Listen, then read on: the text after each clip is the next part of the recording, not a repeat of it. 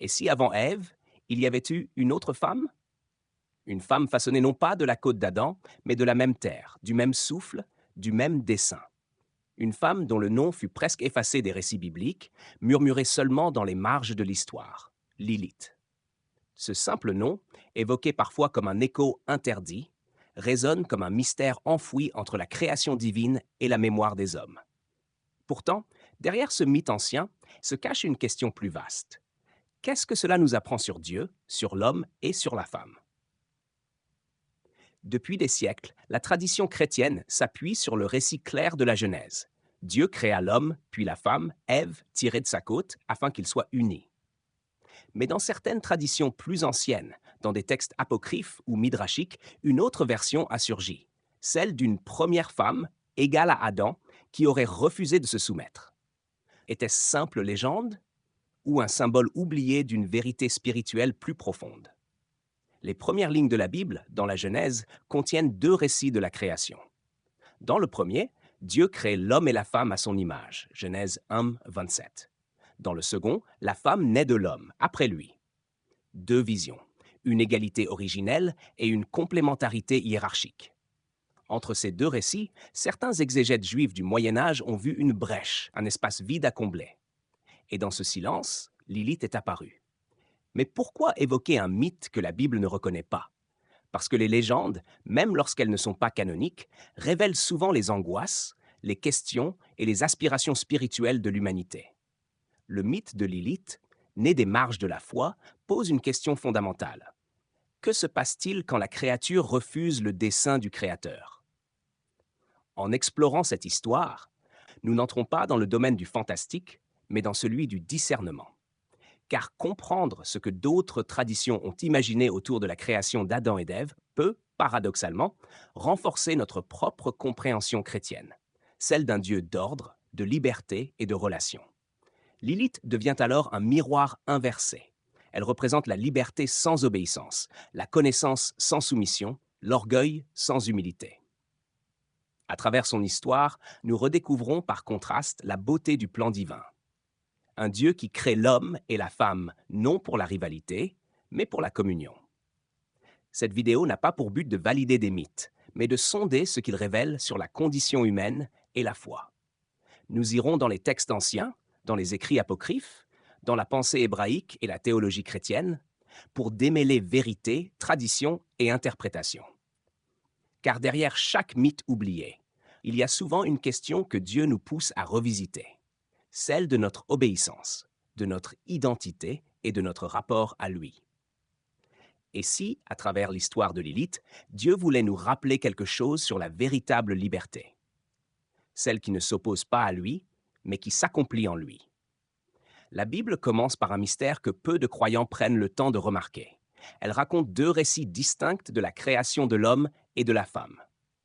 Deux visions du commencement, complémentaires mais différentes, qui ont intrigué théologiens, rabbins et exégètes depuis des millénaires. Dans Genèse 1, 26-27, le texte dit, open quote, Dieu dit, faisons l'homme à notre image, selon notre ressemblance. Dieu créa l'homme à son image. Il le créa à l'image de Dieu. Hommes et femmes, il les créa. Close quote. Ici, la création est simultanée. L'homme et la femme apparaissent ensemble, égaux dans leur dignité, tous deux porteurs de l'image divine. Ce passage exprime la majesté d'un Dieu souverain qui crée par la parole, dans l'harmonie, sans distinction de priorité. Ce Dieu dit, et cela est. Mais quelques versets plus loin, dans Genèse 2, 18-24, la narration change radicalement de ton. Dieu forme Adam de la poussière du sol, puis déclare, open quote, il n'est pas bon que l'homme soit seul. Je lui ferai une aide semblable à lui. Close quote. Après avoir présenté à Adam toutes les créatures, Dieu plonge l'homme dans un profond sommeil, prend une de ses côtes et façonne la femme. Ici, la femme n'est pas créée en même temps que l'homme, mais à partir de lui, comme un prolongement vivant, une compagne issue de sa chair et de son souffle. Ces deux récits, mis côte à côte, ne se contredisent pas. Ils révèlent deux facettes du dessein divin. Dans le premier, Dieu souligne l'égalité spirituelle. Hommes et femmes créés à son image. Dans le second, il montre la complémentarité relationnelle. La femme vient de l'homme pour que l'unité soit plus profonde, enracinée dans la communion. Pourtant, c'est précisément cette tension, simultanéité dans un texte, succession dans l'autre, qui a poussé certains interprètes anciens à poser des questions audacieuses. Pourquoi deux récits? Pourquoi cette différence? Dans les traditions juives postérieures, notamment dans les commentaires appelés Midrashim, certains ont imaginé qu'il y eut deux femmes, l'une créée en même temps qu'Adam, Genèse 1, l'autre formée plus tard de sa côte, Genèse 2. C'est dans cet interstice que naîtra la légende de Lilith, cette première femme supposée, façonnée de la même poussière qu'Adam, égale à lui, mais refusant toute domination. Mais avant même d'évoquer Lilith, il faut contempler la profondeur théologique de ces textes. Dieu, en créant l'homme et la femme à des moments différents, ne les oppose pas. Il enseigne une dynamique spirituelle. L'égalité précède la relation. L'image de Dieu en chacun précède la complémentarité. Autrement dit, l'unité du couple humain ne repose pas sur la hiérarchie, mais sur l'alliance. Ces deux récits deviennent ainsi les deux battements du cœur de la création. L'un dit la dignité, l'autre dit la communion. Ensemble, ils forment le fondement de toute anthropologie chrétienne. L'homme et la femme ne sont pas deux moitiés concurrentes, mais deux visages d'une même image divine. Et si certains ont vu dans cet écart le lieu d'un mystère, d'autres y ont discerné une leçon divine.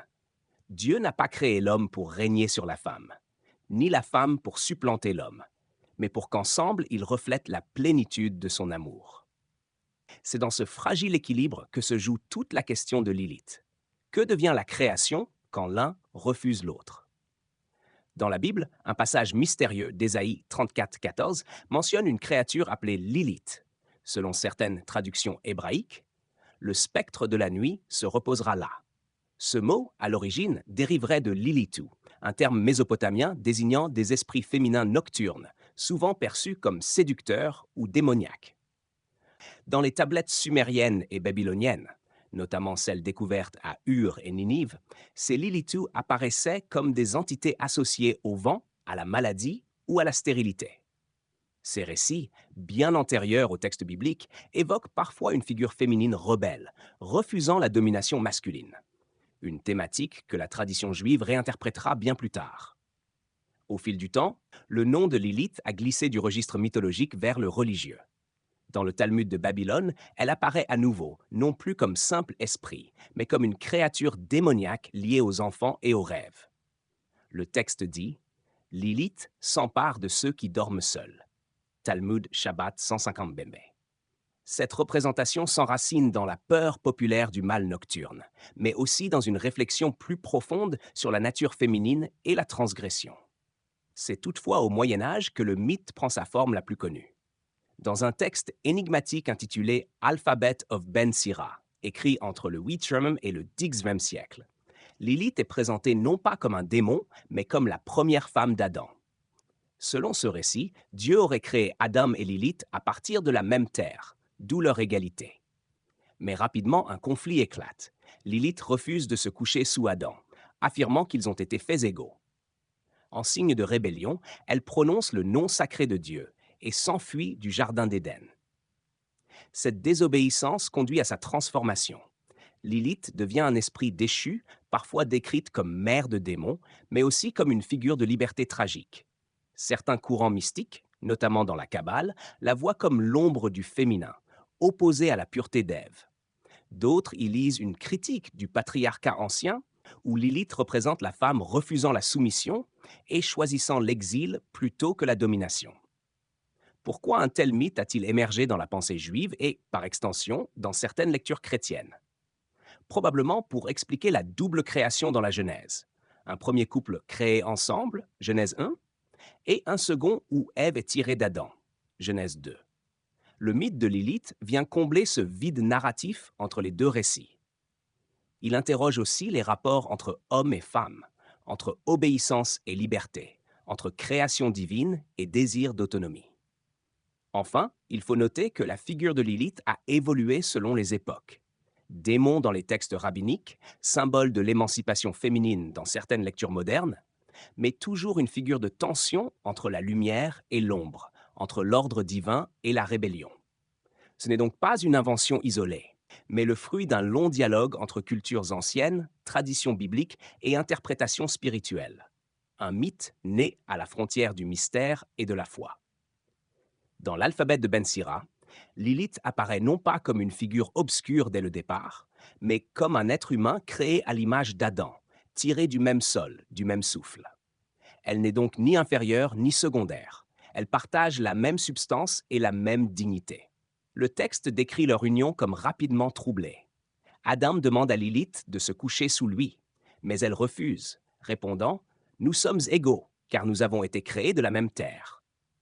Cette phrase résume toute la tension du mythe, la question du pouvoir et de la soumission dans le couple originel.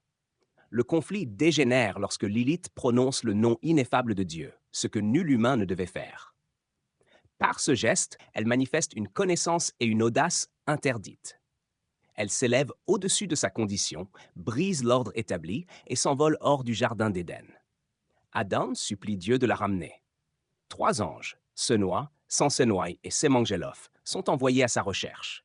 Ils la trouvent près de la mer Rouge, lieu symbolique de frontière et de chaos, où, selon le texte, elle s'unit à des démons et engendre des centaines d'esprits par jour. Les anges lui ordonnent de revenir, mais Lilith refuse. Elle accepte seulement un compromis. Chaque fois qu'un nouveau-né portera le nom de ces 3 anges autour de son berceau, elle n'approchera pas l'enfant. C'est de là que vient, dans certaines traditions juives anciennes, l'usage d'écrire ces noms sur des amulettes protectrices. Lilith devient alors le symbole du danger spirituel et moral, celui qui guette quand l'ordre voulu par Dieu est brisé. Mais au-delà du fantastique, ce récit aborde des questions spirituelles profondes. Lilith ne représente pas seulement la rébellion, mais aussi le désir d'égalité absolue sans Dieu. Elle cherche à exister indépendamment de toute autorité, même divine. Adam, lui, reste dans l'obéissance, mais au prix de la solitude. Ève, plus tard, viendra incarner une autre relation, non pas celle du pouvoir, mais celle de la complémentarité. Ainsi, le récit de Lilith devient une parabole sur le désordre qui naît quand la créature rejette le Créateur. Son envol hors d'Éden, c'est l'image de l'âme qui, voulant se libérer de Dieu, tombe dans la confusion. Dans ce sens, Lilith n'est pas simplement la première femme d'Adam. Elle est le miroir de la rébellion humaine, l'incarnation du choix entre la dépendance aimante envers Dieu et la quête d'autonomie qui conduit à la perte.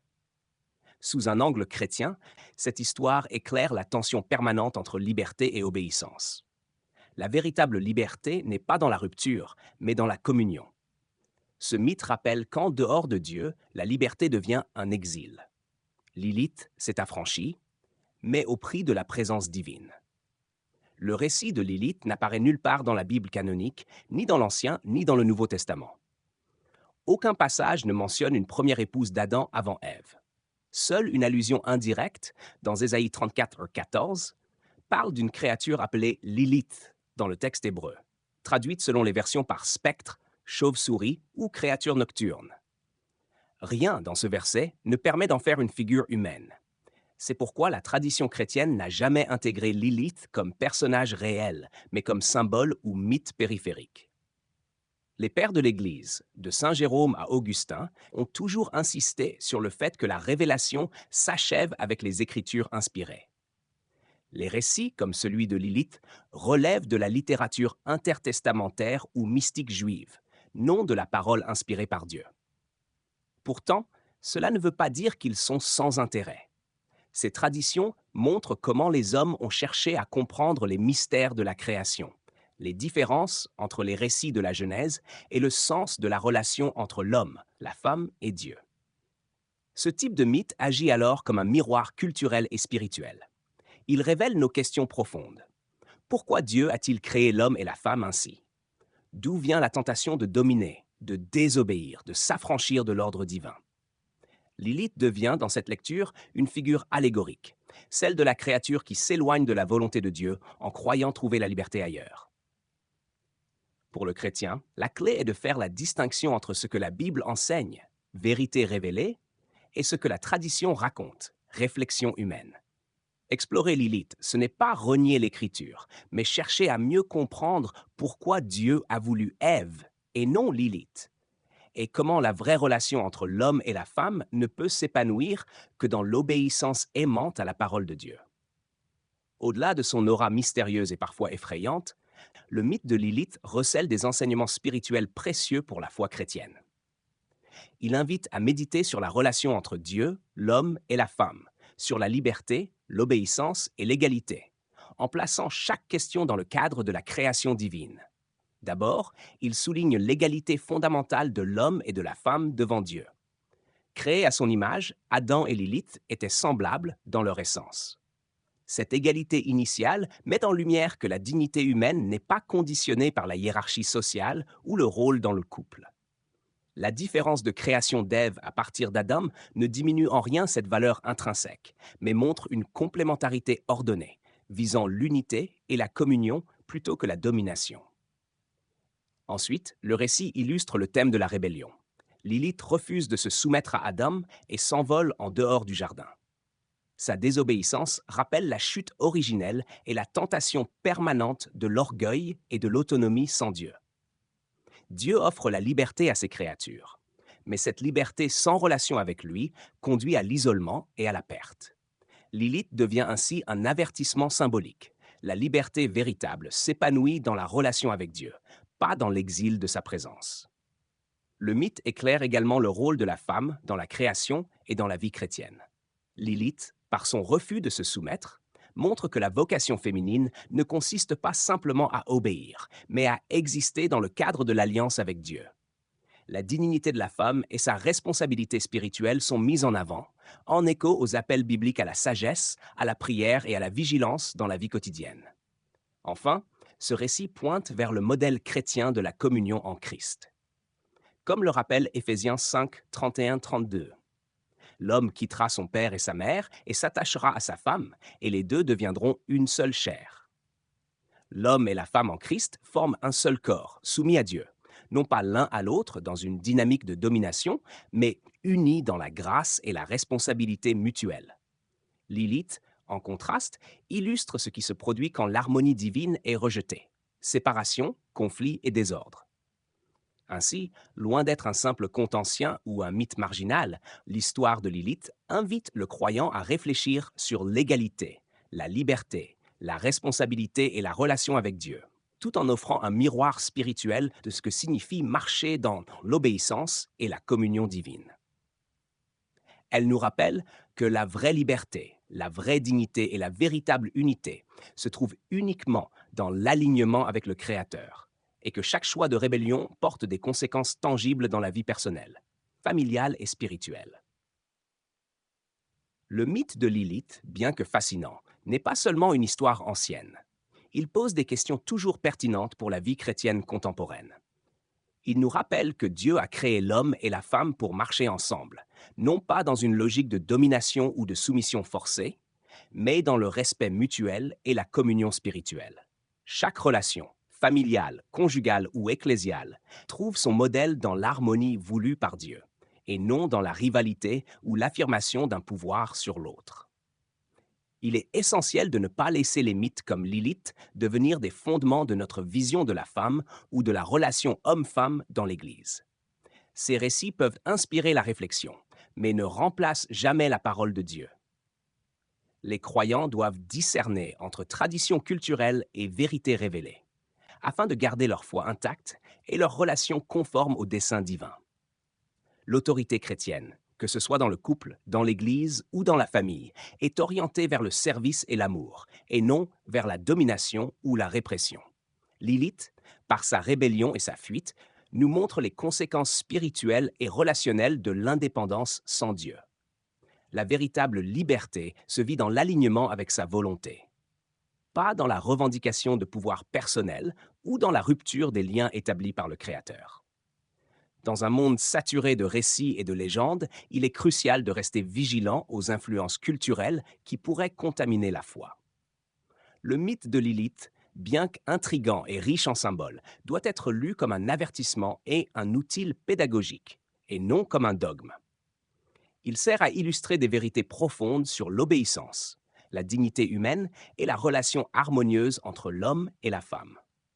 Enfin, Le croyant est encouragé à chercher toujours la vérité dans la parole de Dieu, tout en utilisant ces récits pour approfondir sa compréhension spirituelle. Lilith peut être une fenêtre sur les enjeux universels de la création et de la liberté. Mais le chemin vers la vie pleine et ordonnée passe par la lecture attentive de la Bible, la prière et la pratique de la foi. Ces histoires, lorsqu'elles sont bien comprises, deviennent alors un moyen d'éveiller la vigilance spirituelle et de nourrir la réflexion chrétienne dans le monde moderne. Le mythe de Lilith est fascinant et riche en symboles, mais il comporte des limites importantes qu'il est nécessaire de souligner. D'abord, il repose sur des sources post-bibliques, souvent anonymes et parfois satiriques, comme l'Alphabet of Ben Sira. Ces textes ne sont pas inspirés et ne doivent donc jamais être confondus avec la parole de Dieu. Ensuite, ce récit n'a jamais été intégré à la doctrine chrétienne officielle, qu'il s'agisse du catholicisme, de l'orthodoxie ou des traditions protestantes. Aucun concile ni autorité doctrinale ne le reconnaît comme révélateur de la vérité divine. Le traitement de Lilith comme démon ou succube, dans certains écrits ou représentations populaires, instille la peur et la superstition plutôt que d'éclairer la foi chrétienne. C'est pourquoi le discernement est essentiel. Les croyants peuvent utiliser le mythe pour tirer des enseignements spirituels et réfléchir sur des thèmes comme l'égalité, la liberté, la rébellion et la relation avec Dieu. Mais ils ne doivent pas bâtir une théologie ou une vision du monde chrétienne sur ce seul récit. Lilith peut être une métaphore, une invitation à méditer sur la responsabilité, l'obéissance et la dignité humaine, mais elle ne remplace jamais le texte biblique. Pour guider la réflexion chrétienne, il est utile de poser non pas la question de la véracité historique ou littérale, Lilith a-t-elle vraiment existé, mais plutôt, qu'est-ce que ce mythe me dit sur Dieu, sur l'homme, sur la femme et sur ma relation avec lui? C'est cette approche qui transforme le récit en outil spirituel, capable d'éclairer la foi et la vie quotidienne, sans tomber dans l'ésotérisme ou la superstition. En fin de compte, Lilith devient un miroir critique. Elle reflète ce qui se passe lorsque l'homme ou la femme s'éloigne de la volonté de Dieu et rappelle que la vraie liberté et la vraie dignité se trouvent dans l'union avec lui. Elle sert ainsi à éveiller la vigilance spirituelle et à approfondir la compréhension des vérités révélées dans la Bible, tout en permettant aux croyants de méditer sur sa vocation et sur la relation harmonieuse voulue par le Créateur. En résumé, nous avons exploré les deux récits de la création, le mythe fascinant de Lilith et ce qu'il révèle sur la liberté, l'autorité, le rôle de la femme et la foi chrétienne. Si Lilith symbolise la rébellion et la fuite hors de la volonté divine, Adam et Ève montrent le chemin de la communion et de l'obéissance aimante.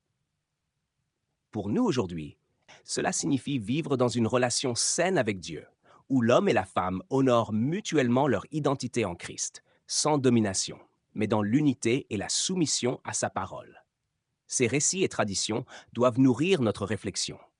Poser des questions, creuser la Bible, rester curieux, mais toujours attaché à la vérité du Christ. Que cette exploration vous inspire à méditer, prier et renforcer votre foi.